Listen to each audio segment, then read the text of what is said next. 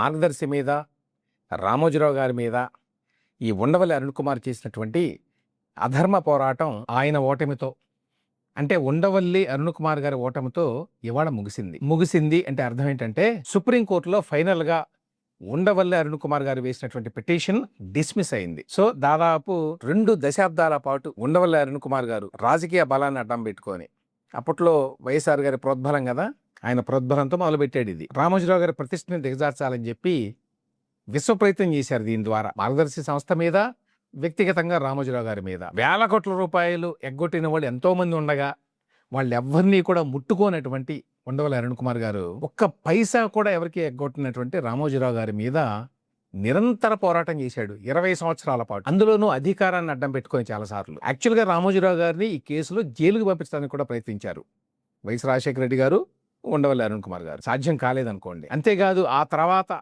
సాక్షి పత్రిక, సాక్షి టీవీ వచ్చినాయి కదా, వాటిల్లో ఎన్ని బూతులు రాయించారో చెప్పడానికి వీల్లేదు ఈ మార్గదర్శి ఫైనాన్షియల్స్ అనే కంపెనీ మీద. సో ముందుగా సుప్రీంకోర్టులో ఏం జరిగిందో చెప్తాను, తర్వాత ఈ కేసు నేపథ్యం ఏంటో చెప్తాను. సుప్రీంకోర్టులో ఏం జరిగింది, అంతకుముందు మార్గదర్శికి అనుకూలంగా హైకోర్టు తీర్పిచ్చింది, తెలంగాణ హైకోర్టు. ఇస్తే దాన్ని సవాలు చేస్తూ ఉండవల్లి అరుణ్ కుమార్ గారు సుప్రీంకోర్టుకు వెళ్ళాడు. ఎన్నోసార్లు వెళ్ళాడులేండి, ఇది లాస్ట్. యాక్చువల్గా ఎస్ఎల్పి అన్నమాట, స్పెషల్ లీవ్ పిటిషన్ మీద వెళ్ళాడు.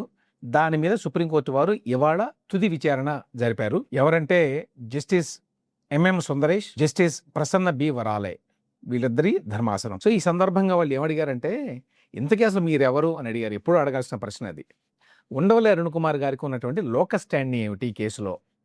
ఆయన డిపాజిటర్ అయి ఉండాలి, లేదా ఆయన డిపాజిట్ చేస్తే డబ్బులు ఎగ్గొట్టి ఉండాలి, ఈ రెండు కాదు, లేదా ప్రభుత్వం అయి ఉండాలి. ప్రభుత్వానికి గనక ఏదైనా కంప్లైంట్ ఉందా ఈ సంస్థ మీద? ఇవేవీ కాదు కదా. సో ఇప్పటికి అడిగారన్నమాట, మీ లోకస్ స్టాండింగ్ ఏమిటి, మీరెవరు అని. ఎవరు అంటే, నేను ప్రైవేటు వ్యక్తిని, నేను న్యాయం కోసం, ధర్మం కోసం పోరాడుతున్నాను అనేదో చెప్పాడు ఆయన. చెప్తే ఈ కేసుని మొదటి నుంచి పరిశీలిస్తే నాకు అర్థమైన విషయం ఏంటంటే, మీరేదో వ్యక్తిగతమైనటువంటి ద్వేషాన్ని పెట్టుకొని, తగాదాన్ని పెట్టుకొని ఈ కేసుని వేసినట్టుగా వాదిస్తున్నట్టుగా కనిపిస్తోంది మాకు. అంతకుమించి ఇందులో ఏమీ పబ్లిక్ ఇంట్రెస్ట్ ఉన్నట్టుగా కనిపించడం లేదు అని సుప్రీంకోర్టు వ్యాఖ్యానించింది. ఇటువంటి కేసుల్లో సహజంగా బాధితులు ఉంటారు. అంటే ఎవరైతే డిపాజిట్ చేశారో వారికి ఆ కంపెనీ డబ్బులు ఎగ్గొట్టింది అనేది సాధారణంగా కంప్లైంట్. ఈ కేసులో అటువంటి కంప్లైంట్ లేదు. ప్రతి ఒక్కళ్ళకి చివరి పైసాతో సహా వెనక్కిచ్చేశారు. ఎప్పుడూ అది కూడా. ఇందులో కేసు ఏముందని ఉండవల్లి అరుణ్ కుమార్ గారు కానివ్వండి, లేకపోతే ఆయన సమర్థించేవాళ్ళు చాలామంది చాలా తెలివిగా అడిగేటువంటి ప్రశ్న ఒకటి ఉంది. ఏమిటంటే, డబ్బులు ఎగ్గొట్టకపోతే ఏంటండి, రిజర్వ్ బ్యాంక్ నిబంధన ఉల్లంఘించారా లేదా చెప్పండి అని అడుగుతుంటారు చాలామంది. రిజర్వ్ బ్యాంక్లో ఒక నిబంధన ఉంది 45S అని. దాని ప్రకారం హిందూ అన్డివైడెడ్ ఫ్యామిలీ ఈ విధంగా డిపాజిట్లు సేకరించవచ్చా లేదా? హిందూ అన్డివైడెడ్ ఫ్యామిలీ కింద రామోజీరావు గారి కంపెనీలు నడుస్తున్నాయి. వాటిల్లో ఎవ్వరూ ఇక బయట వాళ్ళు లేరు, మొత్తం కుటుంబం మాత్రమే ఉంటుందన్నమాట. ఆ HUF అనేది ఒక ఐడెంటిటీ ఫైనాన్షియల్ వ్యవహారాలు జరపడానికి. సో ఈ HUF కింద డిపాజిట్లు సేకరించడానికి వీల్లేదు అనేది వాదన. ఇక్కడ సమస్య ఏమిటంటే, మార్గదర్శి అప్పట్లో ఏమని వాదించిందంటే, HUF కింద డిపాజిట్లు సేకరించవచ్చు అని చెప్పి మాకు చాలామంది పెద్ద పెద్ద లాయర్లు, జడ్జీలు అందరూ ఇంటర్ప్రిట్ చేసి చెప్పారు. ఆ కారణం చేత మేము ముందుకు వెళ్ళాము. ఆ తర్వాత ఎప్పుడు RBI కానీ మరే సంస్థ కానీ అడ్డుకోలేదు మమ్మల్ని. చివరికి 2006లో వైఎస్ఆర్ ఉండవల్లి వచ్చిన తర్వాత వాళ్ళు కేసులు పెట్టి నానా గందరగోళం చేసిన తర్వాత RBI వాళ్ళు కూడా అదే స్టాండ్ తీసుకున్నారు. 45S కింద హిందూ అన్డివైడెడ్ ఫ్యామిలీ కింద ఏర్పాటైనటువంటి కంపెనీ డిపాజిట్లు సేకరించడానికి వీల్లేదు అని. అయితే వాళ్ళు ఏం చెప్పారంటే, ఇంతవరకు ఎటువంటి కంప్లైంట్ లేదు ఈ కంపెనీ మీద, ఎవరికైనా డబ్బులు ఎగ్గొట్టారని కానీ, ఎటువంటి నిబంధనల ఉల్లంఘన జరిగిందని కానీ లేదు, ఎక్సెప్ట్ ఈ టెక్నికల్ గ్లిచ్ ఒకటి తప్ప. అందువల్ల మా అడ్వైజ్ మీకేంటంటే, మీరు అందరికీ డబ్బులు ఇచ్చేసేయండి వెనక్కి, భవిష్యత్తులో డిపాజిట్లు సేకరించమాకండి, ఈ రెండు చెప్పారు.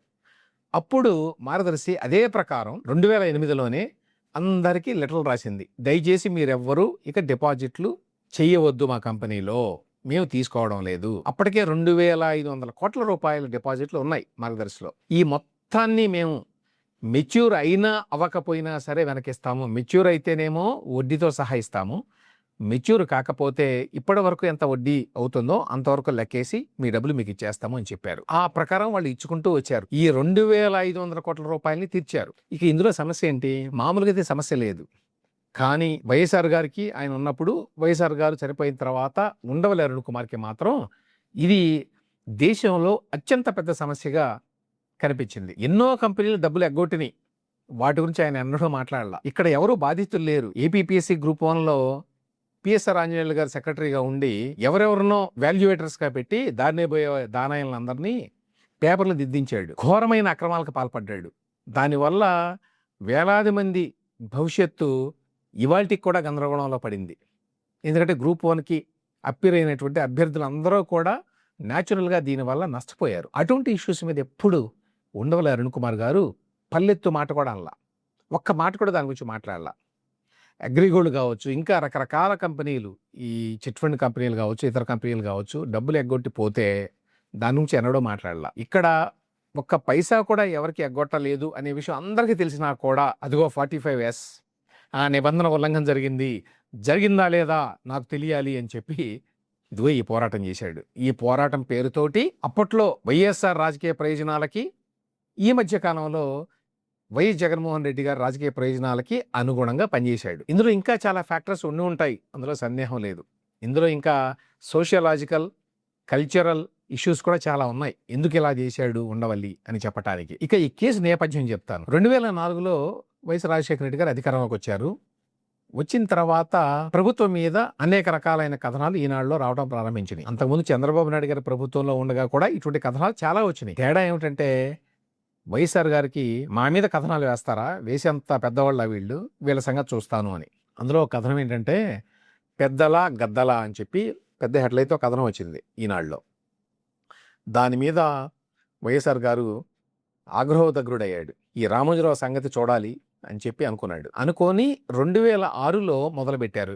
ఫస్ట్ ఉండవల్లికి అప్పచెప్పాడు ఈ బాధ్యతని. ఆ ఉండవల్లి అరుణ్ కుమార్ గారు ఎంపీ అయ్యాడు 2004లో.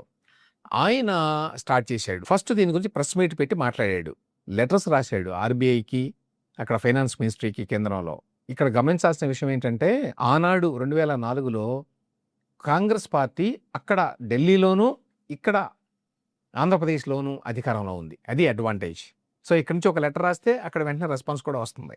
ఈజీ ఇన్ఫ్లుయెన్స్ చేయటం. అందులోనూ రాజశేఖర రెడ్డి గారు అలాగే ఆంధ్రప్రదేశ్ అప్పట్లో కాంగ్రెస్ పార్టీకి, అంటే ఢిల్లీలో ఉన్న కాంగ్రెస్ ప్రభుత్వానికి చాలా ముఖ్యం. ఎందుకంటే ఎక్కువ సీట్లు ఏపీ నుంచే వచ్చినాయి. ఆ కారణం చేత రాజశేఖర రెడ్డి గారు కూడా చాలా పలుకుబడి కలిగిన వ్యక్తిగా ఎదిగాడు కాంగ్రెస్ పార్టీలో ఆ టైంలో. సో వాళ్ళు ప్రెస్ మీట్లు పెట్టడం ద్వారా, లెటర్లు రాయడం ద్వారా మొదలుపెట్టారు ఈ యుద్ధాన్ని. 2008కి వచ్చే నాటికి యాక్చువల్గా కేసు పెట్టాడు వైఎస్ఆర్ గారు మార్గదర్శి మీద. దానికోసం ఒక స్పెషల్ ఇన్వెస్టిగేషన్ టీముని వేసి చాలా భారీ ఎత్తున ఈ మధ్య కాలంలో ఏ విధంగానైతే జగన్మోహన్ రెడ్డి గారు మార్గదర్శి చిట్ ఫండ్స్ కంపెనీ మీద దాడులు చేయించాడో అదేవిధంగా అప్పట్లో ఈ మార్గదర్శి ఫైనాన్షియర్స్ అనే కంపెనీ మీద, ఈ డిపాజిట్లు సేకరించే కంపెనీ పేరు మార్గదర్శి ఫైనాన్షియర్స్, ఆ కంపెనీ మీద అదే విధంగా దాడులు చేయించాడు. బోల్డ్ అని సీజ్ చేశారు. వెళ్ళి కంపెనీల మీద దాడి చేసి ఇష్టారాజ్యంగా చేశారు అప్పుడు కూడా.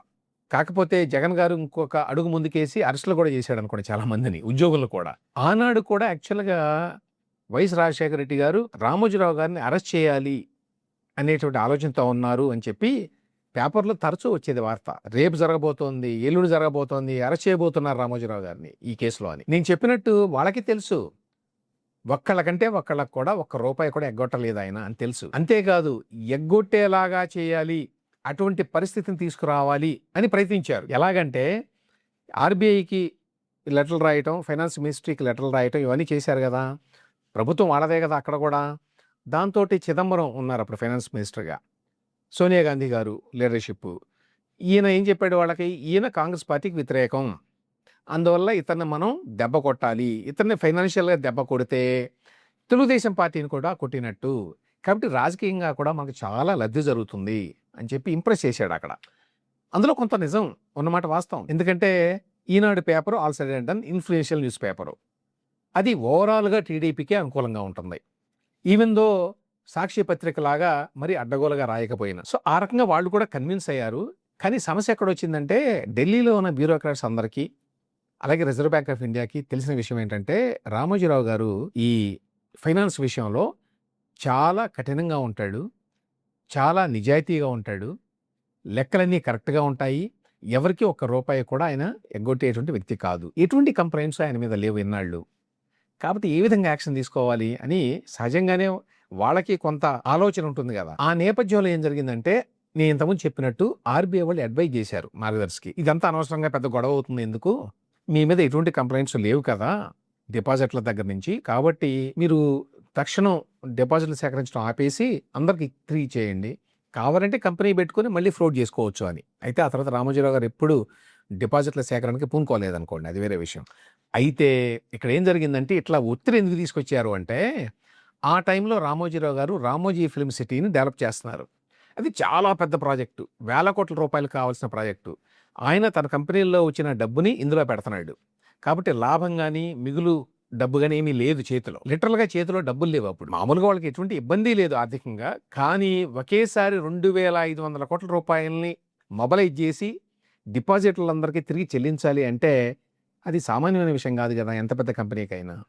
ఆ రకమైన ఒత్తిడి తీసుకొచ్చారు. రామోజీరావు గారు చాలా పట్టుదల గల మనిషి, అందువల్ల ఎట్టి పరిస్థితుల్లో డబ్బులు ఇచ్చేయాల్సిందే అని చెప్పి నిర్ణయించుకున్నాడు. నా గుర్తేమిటంటే ఆ రోజుల్లో ఆయన ఫ్రంట్ పేజీలో సైన్ ఆర్టికల్ ఒకటి రాశాడు, చివరి డిపాజిటర్కి చివరి రూపాయి ఇచ్చే వరకు కూడా నేను నిద్రపోను, నా భరోసా అని చెప్పాడు ఆయన. నిజం చెప్పాలి అంటే ఒక్క డిపాజిటర్ కూడా నా డబ్బులు నాకు ఇచ్చేయండి అని అడగల, అదొక్కటి చాలు. ఫైనాన్షియల్ విషయాల్లో రామోజీరావు గారి ఇంటిగ్రిటీ మీద ఆ డిపాజిటర్లకి ఎంత నమ్మకం. ఇది ప్రభుత్వం ఒకవైపు వాళ్ళు వెంట పడుతుంటే డిపాజిటర్లలో రకరకాల పార్టీల వాళ్ళు కూడా ఉంటారు కదా, బహుశా కాంగ్రెస్ పార్టీ వాళ్ళు కూడా ఉండి ఉంటారు, కానీ ఎవ్వరూ కూడా వేలెత్తి చూపల. ఎందుకంటే అందరికీ తెలుసు వీళ్ళు చాలా నిబద్ధతతోటి వ్యాపారం చేస్తారు, ఎవరికి రూపాయి ఎగ్గొట్టరు అని వాళ్ళ అనుభవంలో వాళ్ళకి తెలుసు. అందువల్ల ఎవ్వరూ దీని గురించి ఎటువంటి కంప్లైంట్ ఇవ్వలేదు, ఎంత ప్రయత్నించినా కూడా అప్పట్లో ప్రభుత్వం. ఈ మధ్య వైఎస్ జగన్ గారు చిట్ ఫండ్ కంపెనీ విషయాల్లో కూడా అదే విధంగా చేశారు, చాలా మందిని ఒత్తిడి తీసుకొచ్చారు, కేసు పెట్టండి రామోజీరావు మీద, మార్గదర్శి చిట్ ఫండ్స్ మీద అని. అయినా కాలేదనుకోండి. అదేవిధంగా అప్పుడు కూడా అప్పుడు ఏం చేశారంటే ఇవన్నీ బహుశా ఉండవల్లి అరుణ్ కుమార్ గారి తెలివితేటలు అనుకుంటున్నాను. బాగా ఒత్తిడి తీసుకొస్తే మీరు వెంటనే డబ్బులు కట్టాలి అంటే ఈయన చేతుల్లో డబ్బులు లేవు అనే విషయం కూడా తెలుసు, చేతుల్లో డబ్బులు లేవు కాబట్టి కట్టలేడు, మనం రెచ్చగొడదాం, ఈయన ఎగ్గొట్టేస్తున్నాడు, కంపెనీ దివాలా ఎత్తుతోంది, పారిపోతున్నాడు ఎక్కడి నుంచి అని. దాంతో సహజంగా ఏం జరుగుతుంది, డిపాజిట్లు అందరూ భయపడి ఒకేసారి కంపెనీ మీద పడతారు. రన్ ఆన్ ద కంపెనీ అంటారు దాన్ని. ఒకేసారి మీద పడిపోవటం, అందరూ ఒకేసారి మీద పడిపోతే ఆయన కట్టలేడు, ఆయన కట్టలేకపోతే ఎగ్గొట్టాడు అని చెప్పొచ్చు, వెంటనే పోలీసులను పంపించి అరెస్ట్ చేయొచ్చు. ఇది వాళ్ళకి కావాల్సింది.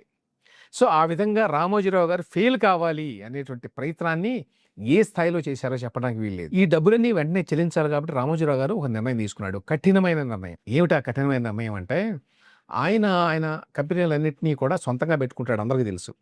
అప్పులు తీసుకొని కంపెనీలు పెట్టాడు, తర్వాత భాగస్వాములు పెట్టుకోడు.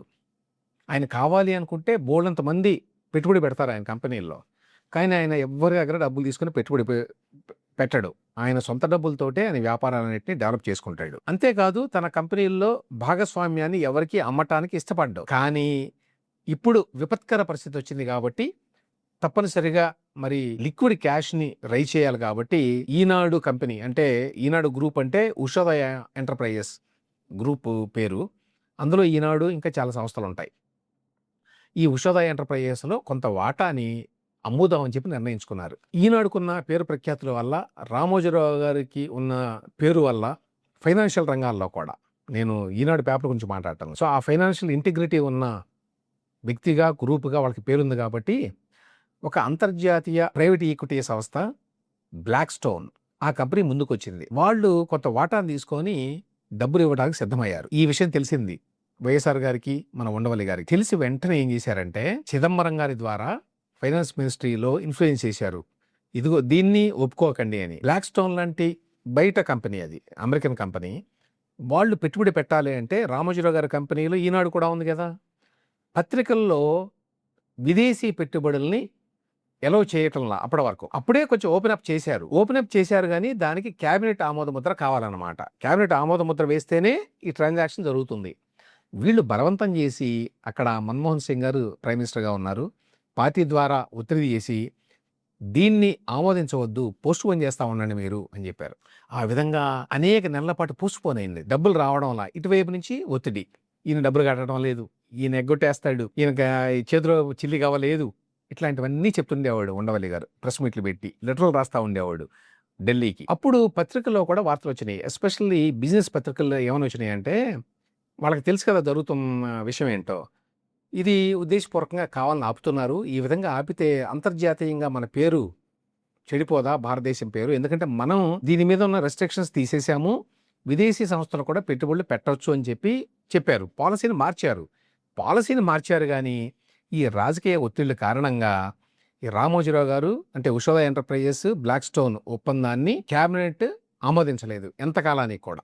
చివరికి బ్లాక్ స్టోన్ వాళ్ళు బిసిగి వెళ్ళిపోయారు. ఈ విషయంలో యాక్చువల్గా చిదంబరం గారు, ఫైనాన్స్ మినిస్ట్రీలో ఉన్నటువంటి అధికారులు కూడా ఇష్టపడలా. ఇట్లా చేయడం మంచిది కాదు మనం. అయినా కూడా మరి పొలిటికల్ బాసెస్కి తలవగ్గాలి కదా.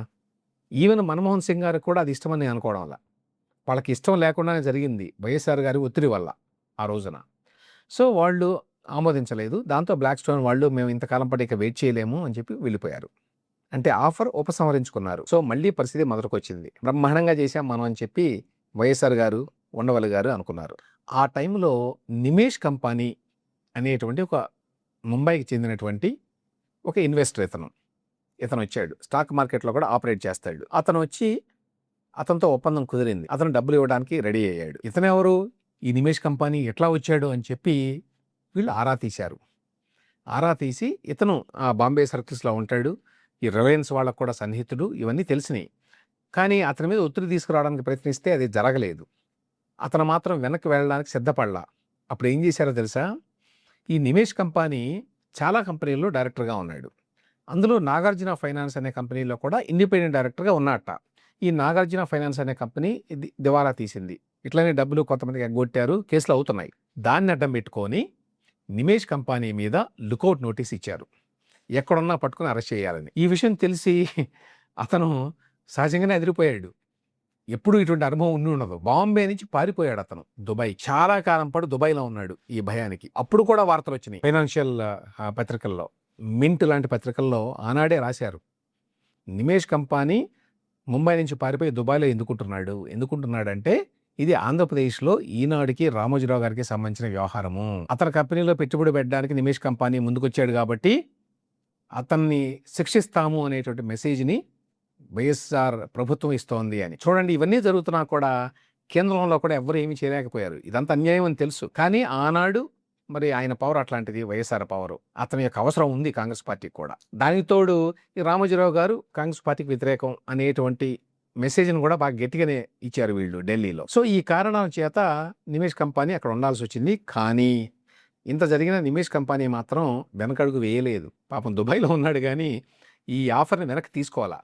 అప్పుడు రామోజీరావు గారి కంపెనీల్లో ఇంక్లూడింగ్ ఆయన ఈనాడు పత్రిక, ఆ తర్వాత ఆయనకి చాలా ఛానల్స్ ఉన్నాయి కదా వేరే వేరే భాషల్లో, ముఖ్యంగా వాటిని ఇచ్చేశారు. ఆ తర్వాత అక్కడి నుంచి న్యూస్ 18 వాళ్ళు కొనుక్కున్నారు అనుకోండి వాటిని. మొత్తానికి ఏంటంటే రామోజీరావు గారు దేశవ్యాప్తంగా మీడియాని విస్తరించాలని చెప్పి అనుకుంటే, సో తెలుగు వాళ్ళ మీడియా సామ్రాజ్యం దేశమంతా విస్తరిస్తే, ఎందుకంటే అందరికీ తెలుసు కన్నడలో ఉంది, బెంగాలీలో ఉంది, గుజరాతీలో ఉంది, తర్వాత ఉత్తరాదిలో చాలా రాష్ట్రాల్లో పెట్టారు, ఉత్తరప్రదేశ్ దగ్గర నుంచి మొదలుకొని. వీటన్నిటినీ కూడా ఆనాడు అమ్మేయాల్సి వచ్చింది. ఈ కారణం చేత వైఎస్ రాజశేఖర రెడ్డి గారు, ఉండవల్లి అరుణ్ కుమార్ గారు సాధించిన ఘనకార్యం ఏంటంటే, ఒక తెలుగువాడు దేశవ్యాప్తంగా మీడియా సామ్రాజ్యాన్ని విస్తరిద్దామని చెప్పి పాపం కష్టపడితే అది జరగకుండా అడ్డుకున్నారు. ఎందుకంటే ఆయన అమ్మేసుకోవాల్సి వచ్చింది ఈ ఒత్తిడి కారణంగా. డబ్బులు వచ్చినాయి, ఆ వచ్చిన డబ్బుని వెంటనే అందరికీ తీర్చారు. 31 మార్చ్ 2007 నాటికి 2541 కోట్ల రూపాయలు డిపాజిట్లు ఉన్నాయి మార్గదర్శి ఫైనాన్షియల్స్ కంపెనీలో. సో ఏప్రిల్ 1 నుంచి మొదలుకొని 2007, 2018 వరకు 2596 కోట్ల రూపాయలు తిరిగి చెల్లించారు. ఇది సామాన్యమైన విషయం కాదు. ప్రపంచ చరిత్రలో చాలా అరుదుగా ఉంటాయి ఇట్లాంటివి. ఒకేసారి అంత ఒత్తిడి పెట్టినా కూడా అంత డబ్బుని, 2596 కోట్ల రూపాయలు ఇవాళ అంత ఎక్కువ అనిపించకపోవచ్చేమో, కానీ 2007 ఆ ప్రాంతంలో ఈ చాలా పెద్ద డబ్బు. దాదాపు 20 ఏళ్ల నాడు జరిగింది కదా ఇది. అంత డబ్బుని అందరికీ తీర్చారు. నిజానికి అప్పుడు ఈనాడు పేపర్లో చాలా యాడ్లు వేసేవాళ్ళు, ఏమని, డిపాజిట్లు అందరూ వచ్చి మీ డబ్బులు తీసుకెళ్ళండి. అయినా కూడా కొద్దిమంది తీసుకోవాలా, ఇప్పటికీ తీసుకోలేదట. అందుకోసం అని చెప్పి 5,33,00,000 రూపాయలని బ్యాంకులో వేశారు వాళ్ళు, ఎస్క్రో అకౌంట్లో. ఎవరైనా వస్తే తీసుకోవచ్చు డబ్బులు అందులో, ఎవరైనా మేము డిపాజిట్ చేశాము అని చెప్తే. ఇంకా మిగిలింది అంతే. వాళ్ళు ఎవరో ఎందుకు రావడం లేదు ఎవరికి తెలియదు, కానీ మిగిలింది అది. కానీ గతంలో ఉండవల్లి గారు ప్రెస్ మీట్లు పెట్టి ఎన్ని విచిత్రమైన కథలు చెప్పేవాడో లెక్కలేదు. ఈ లిస్టులో ఎవరెవరో తెలియడం లేదు, ఎందుకంటే ఎవరో వచ్చి డబ్బులు తీసుకోవడం లేదు. ఇందులో ఎవరెవరో బినామీలు ఉన్నారు. చంద్రబాబు నాయుడు ఉన్నాడు. ఇంకెవరో ఉన్నారు. ఇట్లా మాట్లాడుతూ ఉండేవాడు. రకరకాల కథలు చెప్పేవాడు ఆయన.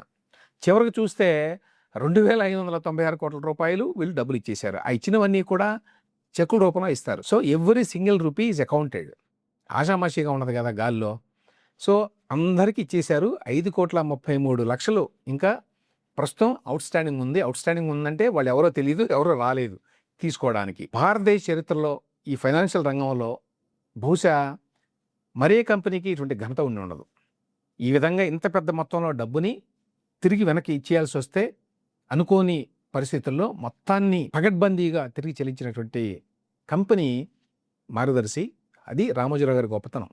అందుకనే ఆయనకి అంత క్రెడిబిలిటీ ఉంది. ఇలా ఏమీ లేని కేసును ఉపయోగించుకొని రాజకీయ కారణాలతోటి రామోజీరావు గారిని హింసిద్దాం అనుకున్నారు. ఇందులో ఉన్న ట్రాజడీ ఏంటంటే వీళ్ళు రామోజీరావు గారిని టార్గెట్ చేశారు కానీ యాక్చువల్గా నష్టపోయింది డిపాజిటర్లు. ఎందుకంటే ఎక్కువ మంది రిటైర్డ్ ఎంప్లాయీస్, చిన్న చిన్న బిజినెస్ పీపుల్ వీళ్ళు డిపాజిట్ చేసేవాళ్ళు మార్గదర్శి ఫైనాన్షియల్స్లో. వాళ్ళు బ్యాంకుల కంటే కొంచెం ఎక్కువ ఇచ్చేవాళ్ళు వడ్డీ, కానీ టెన్షన్గా ఇచ్చేవాళ్ళు. అంటే బ్యాంకు కంటే ఎక్కువ నమ్మకం ఉండేది మార్గదర్శి ఫైనాన్షియల్స్ అంటే. సో చాలామంది ఆ రిటైర్మెంట్ డబ్బుల్ని ఇందులో వేసేవాళ్ళు. దాని మీద వచ్చేటువంటి ఆదాయంతో బతికేవాళ్ళు. ఆ అవకాశం లేకుండా చేసిన ఘనత ఉండవల్లి అరుణ్ కుమార్ గారిది. కులాలతో సంబంధం లేకుండా, మతాలతో సంబంధం లేకుండా, ప్రాంతాలతో సంబంధం లేకుండా, పార్టీలతో సంబంధం లేకుండా అందరూ డబ్బులు డిపాజిట్ చేసుకునేవాళ్ళు మార్గదర్శి ఫైనాన్షియల్స్లో. Because of its credibility. దాని మీద ఆదాయం వస్తుంది కాబట్టి దాంతో కాలక్షేపం చేయొచ్చు అనుకునేవాడు చాలామంది, ఎస్పెషల్లీ రిటైర్డ్ పీపుల్, అలాగే స్మాల్ బిజినెస్ మెన్. ఆ అవకాశాన్ని లేకుండా చేశాడు ఉండవల్లి అరుణ్ కుమార్ గారు. Apart from the fact Ramoji Rao గారి మీద చేసిన అధర్మ పోరాటం over a period of time, ఏదో సంవత్సరం 2 సంవత్సరాలు కాదు, దాదాపు 20 సంవత్సరాల పాటు ఆ పేరు చెప్పుకొని ఎంత అరాచకం చేశారో, ఎన్ని అబద్ధాలు చెప్పారో, రామోజీరావు గారి పరువుని ప్రతిష్టని దిగజార్చడానికి ఏ స్థాయిలో ప్రయత్నించారో అందరికీ తెలుసు. ఉండవల్లి అరుణ్ కుమార్ గారు ఈ విషయంలో అలుపెరిగిన పోరాటం చేశాడు.